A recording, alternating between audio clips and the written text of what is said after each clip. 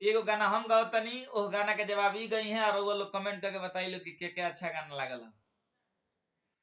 बड़ी याद आवे पिया के प्यार कोइल, अरे रतिया तो रतिया पहाड़ दिन भइल, का कही हमारा करे जदाल दर के, दिलवा ले गइल राजा, दिलवा ले गइल राजा बोतल में भरी के, दिलवा ले गइल राजा बोतल में भरी के। सुनाओ जवाब के।